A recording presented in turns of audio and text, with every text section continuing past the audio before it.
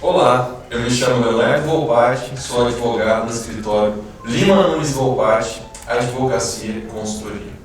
Pessoal, nessa playlist nós vamos tratar de alguns conceitos sobre o direito de família.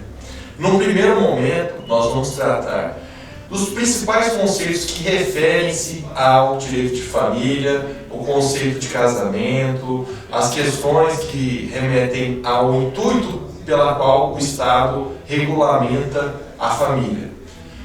Num segundo momento, nós vamos tratar das ações que se referem ao direito de família, as ações de alimentos, as ações de guarda, as ações de revisional de alimentos e as demais ações pela qual o cidadão tem direito de exercer a sua proteção dos direitos decorrentes das relações familiares, das relações socioafetivas.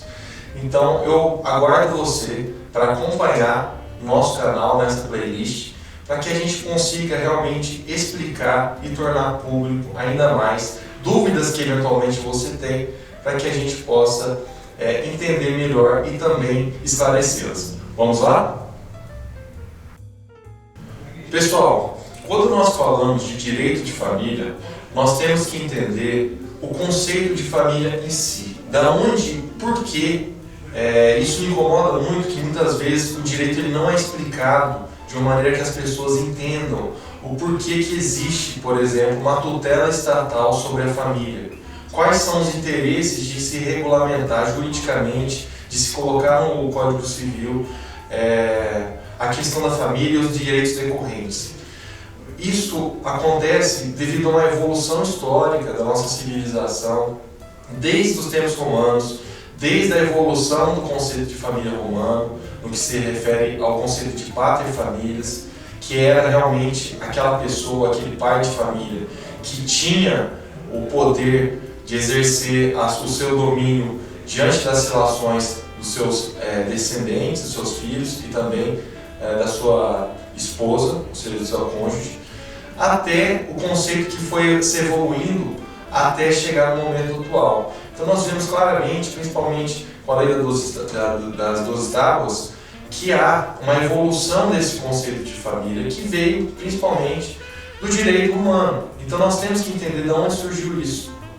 No direito romano, por exemplo, existia alguns estados sociais que nós, no nosso Código Civil e até hoje, nós utilizamos, que é basicamente o conceito de status civitas e status família, que é no latim, se me perdoe meu latim não tão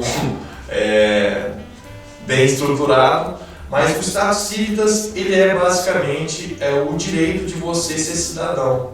Então, na Roma antiga, né, a partir da lei das 12 tábuas, até pelo costume que depois virou a lei das 12 tábuas, tinha-se uma proteção clara para aquela pessoa que era cidadão romano. Existia desde sempre uma diferenciação entre quem é romano, quem tem a capacidade de exercer os atos da vida civil e quem não é romano. Por que foi feito isso? Porque Roma ela cresceu na sua expansão dos seus territórios, das suas conquistas pela Europa e pela África, e que havia necessidade do Estado romano regulamentar as relações civis que dali decorriam e também para caracterizar quem que era romano, quem poderia exercer realmente os atos da vida civil em Roma e influenciar nas decisões políticas de Roma. Então havia esse status em Roma e também havia o status família, que é realmente o status de família, que aí vem a decorrência disso que eu falei agora há pouco, sobre a questão do direito de família, sobre pátria e família. Nesse caso específico, em Roma, o homem, pai de família, que era livre, que não era escravo e tudo mais, ele tinha o poder de exercer a sua jurisdição, o seu poder de decisão sobre a sua família. Então ele tinha poder de vida e morte sobre a sua família, sobre os seus filhos e tudo mais. Esse conceito, que de certa forma não se pode caracterizar, muitas vezes as pessoas tentam caracterizar isso como machismo, mas para a época era assim que funcionava. Isso foi evoluindo, a gente houve uma interpretação do direito romano, que culminou inclusive no nosso Código Civil atual, decorrência disso, principalmente da lei das 12 tábuas, e ainda assim a gente preserva a instituição família. Por que a gente preserva a instituição família? Porque acredita que a família é a base da sociedade e é a base da civilização do Estado. Então são as famílias que, esse microcosmos, esse micropoder que existe, essas relações que existem, são a base de um Estado. Então o Estado brasileiro, assim como os Estados da civilização ocidental, eles protegem no seu Código Civil a relação familiar. E a relação familiar, muitas vezes, no passado, isso tem se evoluído na nossa jurisprudência e doutrina, ele gravita sobre o direito de família em si, ele gravita sobre o conceito do casamento. Então, o casamento é o que inaugura as relações jurídicas de família. Esse era o entendimento até pouco tempo atrás. Então, para você realmente ter direito sobre os seus filhos, ter direito na relação conjugal, a questão da pensão e tudo mais, era regulado pela questão do casamento. O casamento inaugura as relações familiares em si, e é assim que deveria ser. Era assim que o Estado imaginou que deveria ser e buscou proteger isso.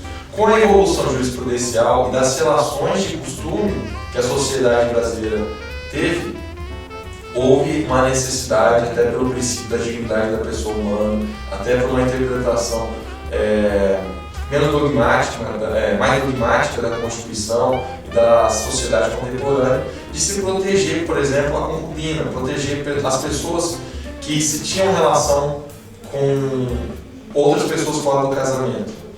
Os filhos não decorrentes do casamento, a relação do casamento que inaugura o direito de família, o direito de família inteiro gravita sobre o conceito de casamento, eles eram tidos como bastardos. E buscava-se que eles tinham menos direitos que os filhos legítimos, ou seja, os filhos que nasceram no ventre do casamento, da relação do casamento.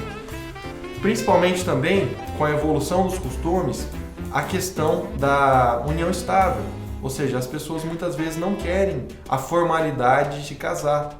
Elas têm relações que não são formalizadas pelo casamento, são relações que são superadas única e exclusivamente do namoro, ou seja, são mais que o namoro, vivem como marido e mulher fossem e começam a constituir patrimônio, começam a se relacionar, começam a fazer vários negócios jurídicos nesse âmbito, e essa relação de fato acaba sendo regulada pelo direito posteriormente, porque não seria justo, não seria ponderado que uma relação duradoura como essa, que se assemelha muito faticamente com uma relação de casamento, não se tenha protegido os direitos decorrentes desses fatos.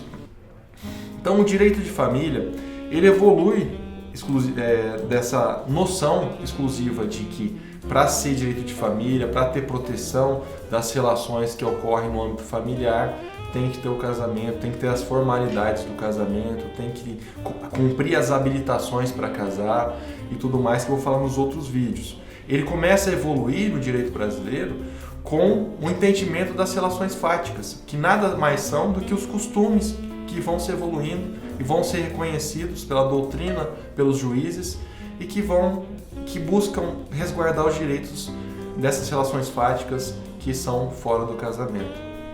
Então, eu queria tratar, principalmente nesse vídeo inicial, dessa contextualização histórica e dessa contextualização de entendimento lógico da instituição casamento, da instituição de direito de família, para começarmos a entender mais basicamente o direito em si e os casos concretos. É importante ter essa contextualização para a gente saber de onde vem realmente o direito de família e tudo mais. Bom, hoje no direito brasileiro, um outro conceito que gravita e que muitas vezes não é incompreendido, e eu estou aqui para tentar tornar isso mais prático e mais inteligível, que é a questão da socioafetividade. Aquele velho jargão, pai é quem cria, ou seja, a socioafetividade ela vem para desmistificar e para quebrar um pouco essa identidade de que o pai biológico, a mãe biológica é realmente quem detém os direitos sobre o filho e sobre as filhas, e também a questão do casamento em cima disso. A questão da socioafetividade, ela garante, por exemplo, que na nossa legislação, que é mais importante você ter o afeto, você ter a relação de reconhecimento afetivo de que uma pessoa é seu filho, do que você simplesmente ser um pai biológico. Então você garante que um terceiro que criou um filho, ele tem direitos de fato e obrigações com o filho criado. Isso repercute, por exemplo, na averbação, na certidão de nascimento de um filho não biológico. Então, hoje a jurisprudência brasileira, a doutrina, ela entende e tenta resguardar cada vez mais essa questão da socioafetividade, ou seja, a relação afetiva suplantando a relação exclusivamente biológica ou exclusivamente dos filhos decorrentes do casamento. Então é muito importante nesse primeiro vídeo nós entendermos isso, entendemos qual que é o entendimento do legislador, dos doutrinadores sobre como deve ser interpretado o direito de família, para a partir daí, nos próximos vídeos, a gente tratar dos casos específicos. Muito obrigado, acompanhe a gente, clique no nosso canal para conseguir acessar os nossos vídeos posteriores e entender mais sobre direito de família.